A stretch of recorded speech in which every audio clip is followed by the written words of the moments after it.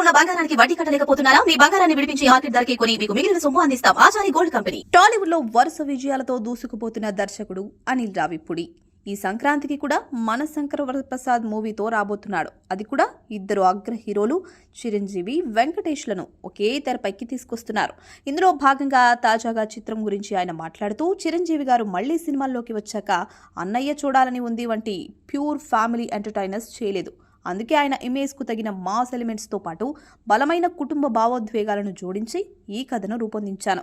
చిరంజీవి అల్లరి, వెంకటేష్ టైమింగ్ ప్రేక్షకులను time machine ఎక్కి పాత రోజుల్లోకి తీసుకెళ్తాయని ధీమా వ్యక్తం చేశారు. ఈ సినిమాలో వెంకటేష్ వెంకీ గౌడ అనే కర్ణాటక బిజినెస్ మెన్ పాత్రలో కనిపిస్తారు. వీరిద్దరూ కలిసి సుమారు 20 నిమిషాల పాటు స్క్రీన్ పంచుకుంటారని అనిల్ వెల్లడించారు. అంతేకాదు తన కెరీర్ రికార్డులపై కూడా అనిల్ ఆసక్తికర వ్యాఖ్యలు చేశారు. ఇప్పటికే చిరంజీవి, బాలకృష్ణ, వెంకటేష్ వంటి అగ్ర హీరోలను డైరెక్ట్ చేసిన త్వరలోనే నాగార్జునతో కూడా సినిమా చేయాలని ఉంది. నాగార్జున గారితో సినిమా చేస్తే ఈ తరం దర్శకుల్లో నలుగురు అగ్ర హీరోలతో పనిచేసిన ఏకైక దర్శకుడిగా నా పేరిట రికార్డ్ క్రియేట్ అవుతుందని ఆయన మనసులో మాట బయట పెట్టేశారు. అలాగే నిర్మాత శ్రేయస్సు కోరి బడ్జెట్ విషయంలో ఎంతో జాగ్రత్తగా ఉంటానని, అందుకే తన నిర్మాతలందరూ హ్యాపీగా ఉన్నారని తెలిపారు.